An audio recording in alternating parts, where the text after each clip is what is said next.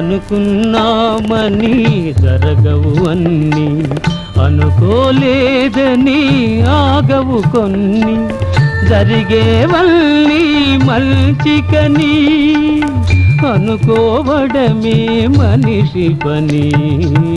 నీ సుఖమే నే కోరుతున్నా, నిన్ను వీడి అందుకే వెళుతున్నా. నీ సుఖమే నే కోరుతున్నా.